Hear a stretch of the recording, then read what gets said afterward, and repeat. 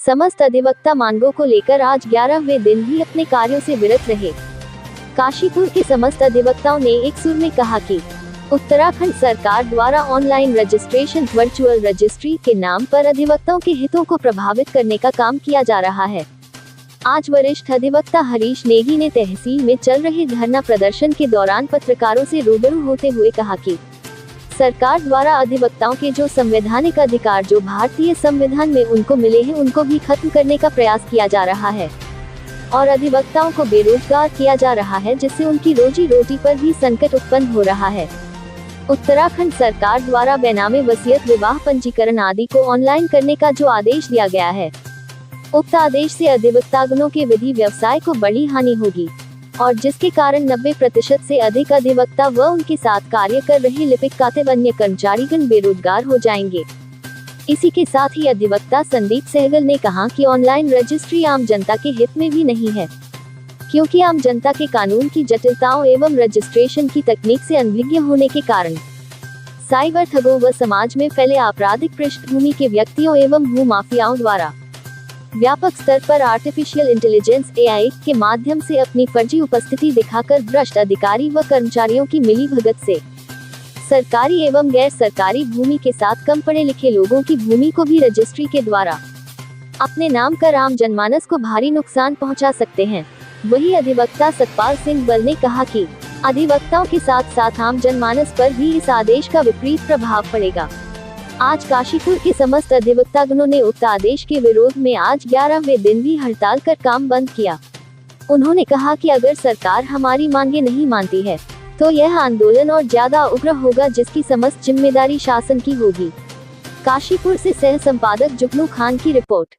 निराशाजनक ये दिन है कि 11वां दिन है और सरकार के कानों पर जू भी नहीं लग रही, जबकि मुझे लगता है सरकार को आगे बढ़कर निरंतर हम लोग रोजगार की मांग करते हैं, महंगाई को कम करने की बात करते हैं, एक निष्पक्षता कानून की बात करते हैं और उसके बावजूद जो वकीलों के सीधा जिस प्रकार से कुठाराघात सरकार ने किया, ये बहुत ही निंदनीय है और बहुत ही अफसोस का विषय है। ये मुझे लगता है कि सरकार को बिना किसी राजनीति के, बिना किसी वाद विवाद के तत्काल प्रभाव से ये कहना चाहिए कि पेपरलेस भले ही हो, लेकिन उसके साथ साथ एडवोकेट का इन्वॉल्वमेंट प्रत्येक रजिस्ट्री में, प्रत्येक सरकारी दस्तावेज में होना चाहिए, क्योंकि अधिवक्ता कानून की जानकारी लगता है। जनता के बीच से यदि अधिवक्ता को हटा दिया गया तो हमारे वाद जिस प्रकार से निरंतर बढ़ रहे हैं, ज़मीनों के भू विवाद और ज़्यादा बढ़ेंगे और जनता को बहुत परेशानी होगी।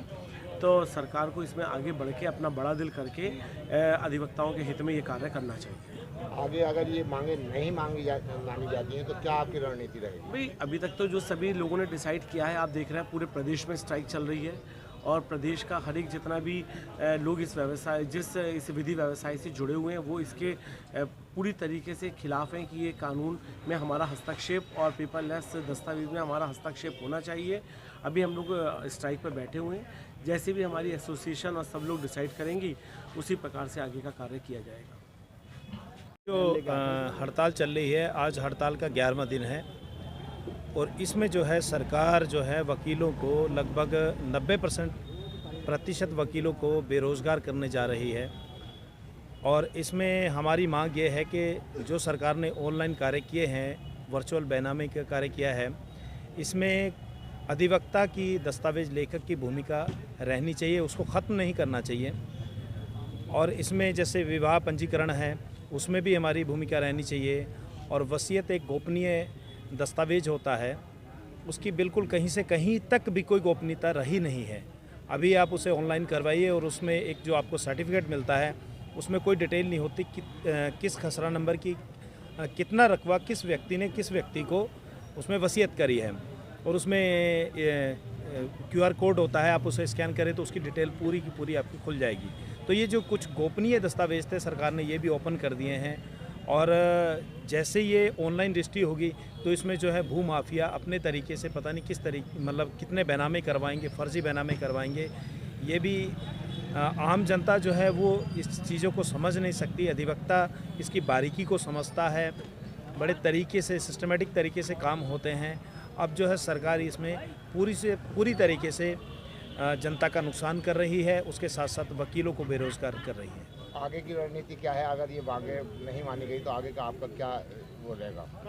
देखिए, ये अधिवक्ता समाज है। अधिवक्ता समाज हमेशा से जो है देश के लिए लड़ता रहा है, आम जनता के लिए लड़ता रहा है, और आज ये हमारे हकों की बात है, हमारे रोज़गार की बात है। तो हम ये लड़ाई तब तक जारी रखेंगे जब तक हमें इसमें कोई हल नहीं मिल जाता। ये हमारे रोज़गार की बात है। हम बार एसोसिएशन के दिशा निर्देश अनुसार जो हमें फैसला मिलेगा, हम उस पर आगे हड़ताल जारी रखेंगे।